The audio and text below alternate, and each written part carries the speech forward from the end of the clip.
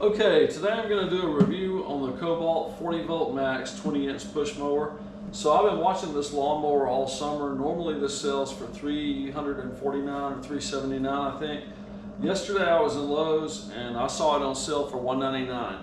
So the 6 amp hour battery that comes with this lawnmower costs over 200 bucks by itself. So you're essentially getting the mower for free if you buy it for $199. And they generally sell their tools cheap because they know you're going to have to buy the battery. The battery's going to wear out. That's just a fact of life. So if you can get the tool for less than the cost of the battery, you're doing okay. What I'm going to do today is cover what I always call the good, the bad, and the ugly. I'm going to tell you what I like, what I don't like, and what features I think are just asinine in one of their products. Let me start out by saying this is not the lawnmower for me. So my yard is probably a little bit over 1/8 of an acre of grass. This mower, they claim on the box, this has a 60-minute runtime.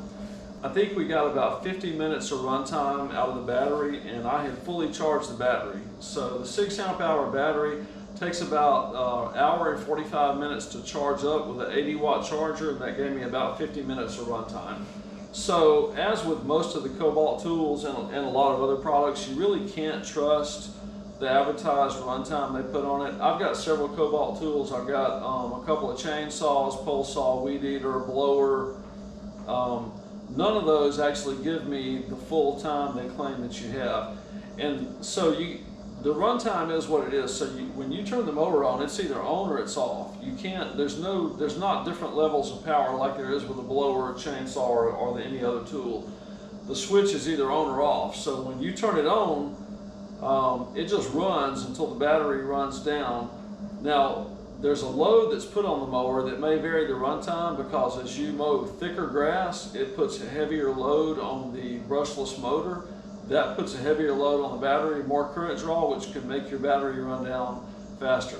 There's some features that I think are great. Some of the safety features built into it are great. There's some things that I think are not going to last very long, like these cables, for instance. You can't unplug and replace those cables. I mean, they're there. And you can't dismantle some of the, there's some sensors in some of these pieces. You can't dismantle that. So I'm going to talk a little bit about that. So I'm going to show you what's in the box. There's nothing really to put together. When you get the mower out of the box, you just flip the handle up and you mow.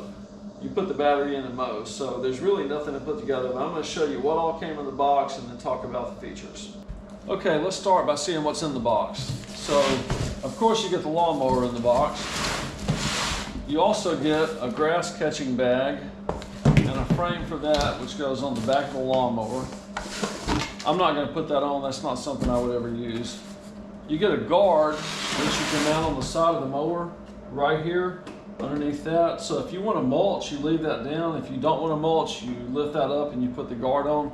And this controls the angle at which the grass blows out. You also get an 80-watt battery charger, which comes in its own box. And you get the 6 amp hour battery, and it comes in a box. And by the way, on the back of the battery, there's a button you can push, and there's a charge indicator to show you how much charge it has. And you also get a couple of manuals that give you some safety information about the mower, and they give you some warranty information. And I'm going to cover the warranty at length a little bit later. All right, so that's all that's in the box. Okay, when you take it out of the box, the handle's folded over like this. You have to unfold it, and I'm going to give you a close-up view, but there's 3 holes here you can put the handle at to give it different angles. I'm going to put it in the highest angle one right there, and you lock it in. So let's take a close-up look at that. Okay, here's how this works. You pull this pin out and you turn it. So you can see there's sort of a curvature there that fits around the curvature of this bar, holds it in place. So here's the pin right there. You pull it out, the pin recesses, and then you can move it. So now we'll pull the other one out, turn it, and then you can move the handle up or down or do whatever you want to do. So that's how that works. Okay, here's how you extend the handle. There's this black clip on either side right there. Pull that out. The handle extends all the way. Push that, and your handle's locked in place. This cable right here, you know, they should have made this cable go against this bar. Move out of the way, you can see it better. They should have made this cable go against this bar where it wouldn't be hanging out. This is, I think, is going to be one of the first things to tear up. If you could actually open this up and work on it, or open this up, I would reroute that against the bar myself. But if you did that, then you could not recess the handle. So I think that's why they left that open. But that's a bad design. I don't like that at all. All right, let's see how high this is. So I've got this set on the maximum height down here at the bottom. So at maximum height,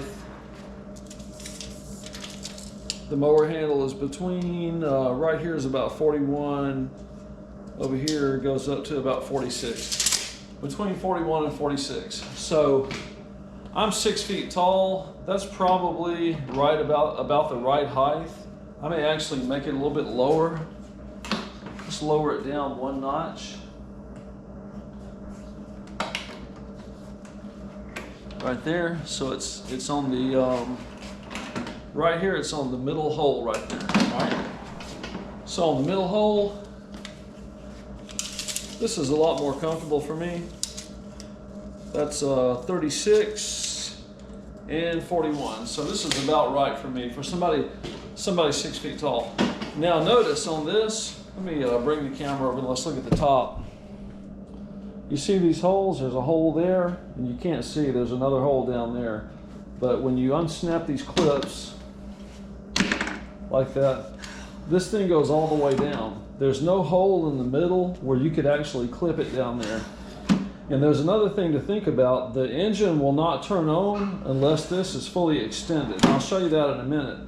You can start the engine running, but if you try and push it down, the engine automatically stops. And I think that's a good safety feature. And that tells me that there's a sensor built into this chassis, or this chassis right there. So, okay, so I've got the handle folded back over, and again, these clips snap in place to lock the handle down. This is one of the best features of this mower. You can tilt it up, store it vertically, so it sits like that, and that's one of the things they say on the box, is that you can store this vertically. I really like that. So let's look at the blade for a second and take a look at how wide the blade is. So the deck is a 20-inch deck, and what that means is outside to outside is a little over 20 inches. It's actually 20 1/2. The blade is only about 19 inches. So you get a 19-inch blade, you get about a 20-inch deck, so you're getting roughly a 19-inch cut. And by the way, the blade was not really that sharp when we got it. I haven't sharpened it yet, but it's not really that sharp. So if you buy this, you may want to sharpen the blade. This is convenient, being able to store this vertically, because if you're going to sharpen the blade, you have to take that nut off. You can't really sharpen it with the blade on here. You have to take the blade off. So you just remove that one nut, the blade comes off. Keep in mind, when you're going to sharpen your blade, take your battery out. Don't sharpen it with your battery in. You don't want to be working on the blade and have some short or something happen and it turn on and cut off a couple of fingers. So just remember to take the battery out before you stand it up or do anything with it like this. Okay, if you want to turn the lawnmower on, so there's a button here you have to push and right after you push that, you pull up this. So let me show you how that works. All right, so you push the button and then you lift that and it comes on. So if you lift that, it won't come on. If you push the button, it won't come on. If you lift that and then push the button, it won't come on. You have to do them in order. So you got to push the black button down. And you hear how it sort of spins up. So here's another thing you got to know about this. This has some safety features in. So watch this. I'm going to unclip these two clips. And these clips are what keep the handle extended. So I'm going to unclip it where the handle is not extended. So now, I've got the handle, it's not locked in place. I'm going to start it up. Now you see what happened? So as I started to push the handle in, recess the handle, the mower died. What that means is there's some sensors somewhere right here that can detect if this handle is extended all the way. So let's do that one more time. I'm going to pull it all the way up. So the mower will start even if these are not clipped in place. They should have designed these sensors so that this clip has to be clipped before it'll start, but they didn't. So I can extend it all the way, push the button, do that.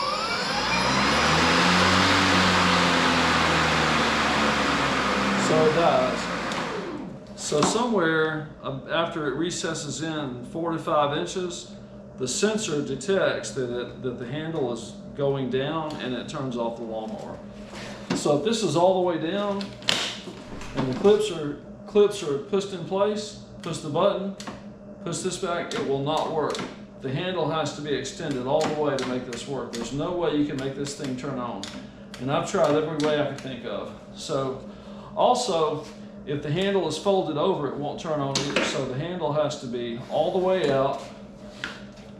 Always clip these in place. Never mow unless these are clipped in place. Push the button, pull the blue handle. There you go. So that's how you use it. Pretty simple. Again, they should have done something better than these blue, these black cables that connect all these pieces together.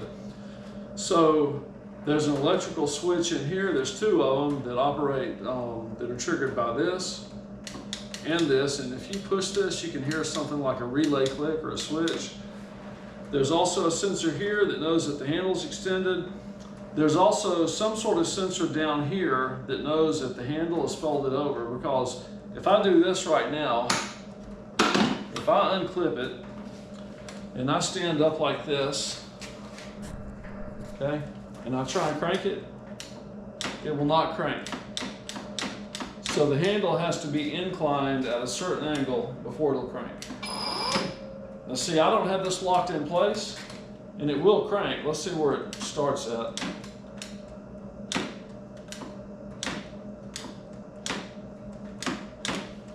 And sometimes you have to let the button go and push it again. I've noticed that if I start it here, it'll start. If I go up here and I push the button, try and crank it, it won't. But if I don't let the button go, no matter how far down I go, it won't crank. So you have to let the button go, push it again. So see, when you lift the handle up, it'll turn off, and it will not turn on until you push the button and push the blue. So if you ask me, that's a great idea, but it's a design flaw that you can crank it without the handle being locked in place vertically. You should have to have this handle locked before you can turn on the lawnmower. I mean, it's just dangerous to, you know, have it not locked in place and start running. Of course, if you let this go, it's going to turn off. You know, you have to have this depressed for it to keep running. But I just don't like it that you can have the handle not locked in one of these slots and be able to crank it up. I think that's probably a design flaw. I mean, look, they've got lots of sensors built into this thing. It wouldn't have been a lot harder to build in something to make sure that this handle is locked in place before you turn it on. Okay, here's the charger that came with it. This is an 80-watt Kobalt charger. So you put your battery in the charger upside down. I think I've shown this in all my Kobalt videos, but if you haven't seen those, then now you're seeing this. And I noticed when we first took this this charger out, there was some grease on it. I don't know if it's conductive grease or what, but there was some grease on it. So when you plug it up, the light here starts blinking, and the indicator shows you how much charge you've got. Right? So you cannot put it in the wrong way. So if you turn the battery over, it will not go in there. It has to be upside down in the charger. So also, I've got here my 2 amp hour battery that came with a weed eater. It's the same form factor. We'll put it in upside down. So this same charger will charge that battery just fine. I've also got the 4 amp hour battery that came with my Kobalt chainsaw. Put it in and it charges. Also, I'm going to show you that you can run the lawnmower. Turn that over. You can run the lawnmower off any of these 3. You can run it off the 6, the 4, or the 2. So let's go check that out. Okay, if you want to put the battery in, you got to lift up this little door. And if you look down in there, there's the battery goes right there. That's where you put a spare battery. Also notice there's a bunch of grease on those contacts in there. So when you put the battery in, you have to put the battery in upside down and it just pops in place. So if you want to put in a spare battery, grab my other battery here. This battery will just sit in there. It's a place you can put a spare. It doesn't clip into place or anything like that. And it also, I think you can put it in either way, upside down or right side up, and you can just close the door. There you go. Somehow they should make that door stay up. Every time you let go, it seems to fall. All right, so let's run it with the 4 amp hour battery. Just to prove it actually does run with a 4 amp hour battery. And that battery, by the way, has full charge. All right, push the button, turn it on.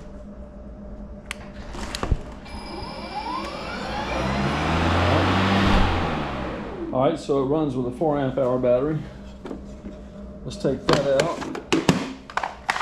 and put in the 2 amp hour battery. Put it in, push the button and turn it on.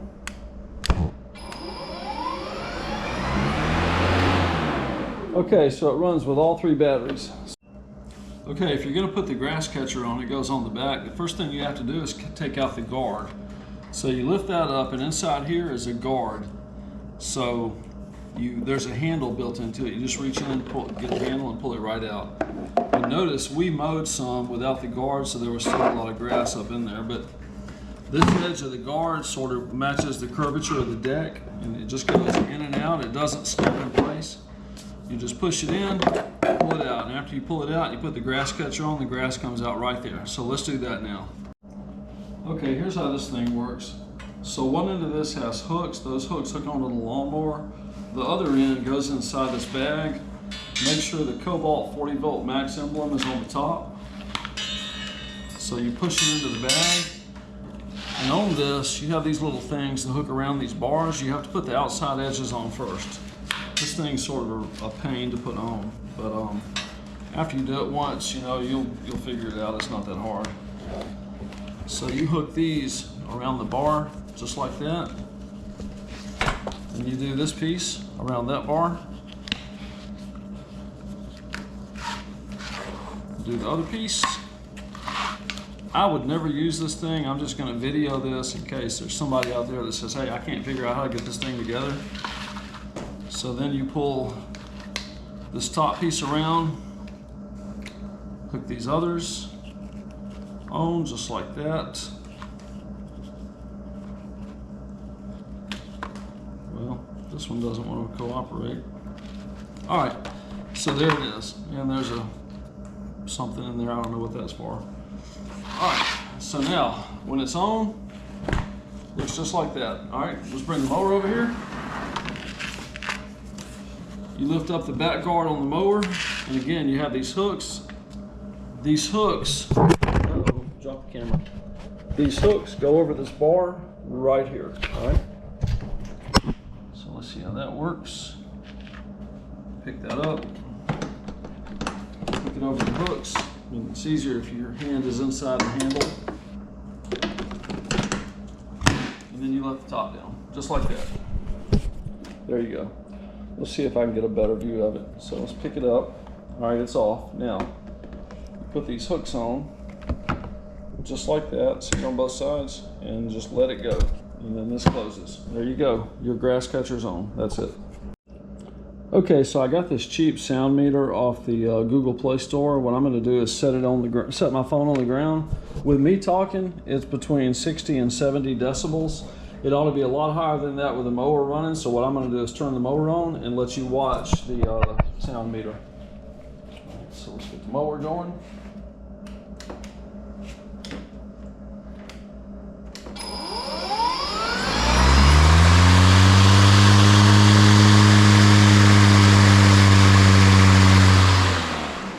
So about 80 to 85 decibels. Now let's look at the red lawnmower, the gasoline powered lawnmower.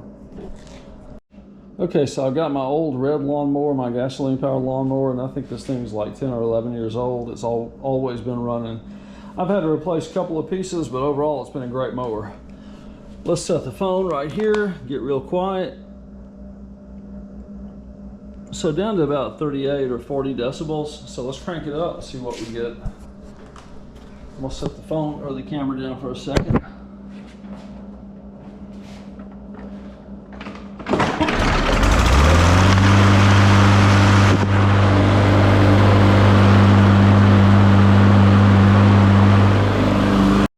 Okay, so about 90 decibels on average with a red lawnmower. So if you look at the gauge, blue means quiet, green is speech. Let's see, it looks like 65 to 100 decibels is noise. The red is the danger zone. So the red mower is at the top end of the noise spectrum.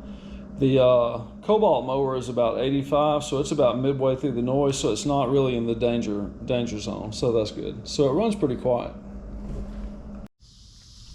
Okay, so in the garage earlier, I forgot to demonstrate how to raise and lower the mower. So let me show you how to do this. So you pull this handle out and then you can move it back and forth and it slips into these grooves here. So there's 6 grooves and they're each numbered. So let me show you how that works. Let's get the camera set up here where you can sort of watch. You pull it out and then you move it back and forth. See, the mower goes up and down. So there's this bar on the other side. Let me put you around here where you can sort of see. As I move this up and down, that bar stretches the spring, and there's actually a mechanical linkage in the front end that makes both these wheels go up and down at the same time, like that. And that works pretty good. I think that's a decent design. The only thing is, when this spring breaks, you got to go find another spring that's just like that. So that's one of the deficiencies of this. Here's something else about this lawnmower. I haven't yet figured out what this handle's for. I really don't know. I guess when you fold the handle over, maybe you can use this to, I don't know, do something, I don't know. When you stand it up vertically, you stand it up on the back, not the front. So I really don't know what this is for, unless when the handle's folded over, you can lift it up to slide it back and forth or something. And I looked in the manual and I didn't see any instructions for what this was for in the manual, so I don't know what that's for. Okay, let me show you this. So this mower cuts low. I mean really, really low. So this is the grass, and I put the mower on the edge and went along here. It almost cut the grass as low as the concrete in my driveway right here. My other mower won't get nearly this low. Best case for my other mower, the grass is about to the first joint on my finger, which is about 1 inch off the ground. This mower, I think the blade is right at ground level, so it really cuts close on the lowest setting. Okay, let's mow some grass. So I don't usually let my yard get this high. I like to keep it really low, but I let it grow a couple extra days because I got this lawnmower. I knew I was going to buy it, so I went ahead and let the grass grow, and we've had a lot of rain lately, so it's a little bit high, so let's see how it does on the grass here. So my red mower, the old one I showed earlier in the video, just zips through this with no problem. Let's see how this one does.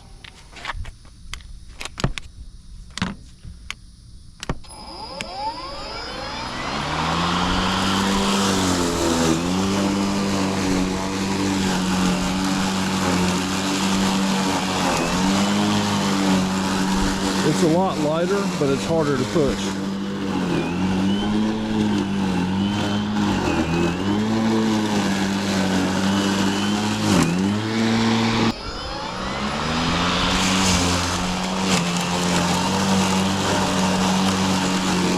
And I usually move fairly fast when I'm mowing the grass, but the front wheels are pretty small. They're smaller than my other mower, and it's sort of a struggle for me to push through here.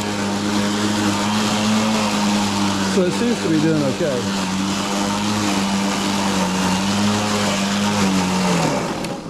All right, well, it ground out, so you got to go pretty slow here. Let's try it again.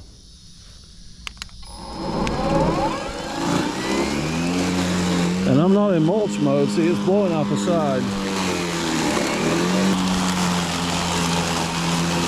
So now I'm mowing over the line of cut grass that it blew out last time. Let's see how it handles this.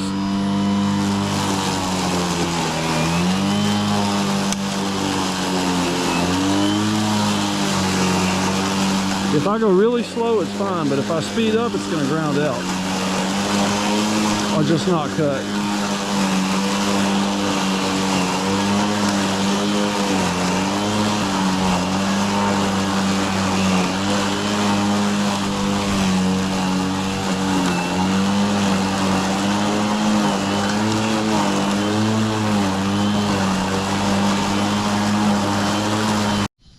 Okay, the mower died, so on this side of the yard, I've cut that little bit. I don't know if you can see that. Very good. I cut up to this line right where the mower's at. I cut a couple of strips down here. So here's how big this piece of grass is. It's not gigantic, but it's pretty good size. So I cut that, and I cut the front yard over here. Actually, my brother cut the front yard over there, which is not terribly big, and we cut along the other side of the house. So and the mower doing this side of my yard, it ground out 11 times, cutting just that much grass right there. So, but on the full charge with a 6 amp hour battery, I cut the front yard and half of the side yard. So that's all I got. Okay, I took the battery out about 10 minutes ago. Let's see how hot it is. 98, 101, 103. Let's look on the other side. The other side's actually hotter. About 101. So after 10 minutes, this battery's still 100 degrees. When I pulled it out, it was like super hot. Okay, the 2 amp hour battery lasted exactly long enough to cut the rest of this, and it died. So I finished cutting the last strip. Saw the red light come on the battery like that, which means that sucker is dead. So it took the entire 2 amp hour battery to cut the last 7 or 8 strips along in here that go from the street back to the fence. Another thing, these batteries get extremely hot. This battery's got to be 120 degrees. So I'm going to go measure it with a thermometer, and let's see how hot it is. But anyhow, yeah, for me, I'd give it a 6 out of 10, maybe a 6 plus. I think it works good, and I like the safety features. And by the way, I did a tilt test, so if you tilt it up, if you push the handle to the ground and tilt it up, that does not cut it off. It keeps running. And a lot of mowers now have a feature where if you tilt it like that, that shuts the motor off. This one does not do that. It'll just keep on running. So you could tilt it and run up on something or somebody. This mower's okay. It's not the mower for me. If you have mixed grass, it's just not strong enough. For me, it's a hard pass. I really wanted the electric mower to work because I'm tired of dealing with gasoline engines, especially with lawnmowers. Something's always going wrong. You have to change the oil, maintain it. You know, I'm tired of doing all that, but the electric mower, or the Kobalt anyhow, is just not where it needs to be for me. And I've got a lot of other Kobalt tools that I've had really good success with. They worked out great, and the mower's just not strong enough. That's the bottom line. If you have level ground, if you have good grass and you maintain it often, you'll be okay. But if you have to fight your neighbor's weeds, if you have spongy grass like I do on this side of my yard, or if your yard's just too big, it's just not going to do.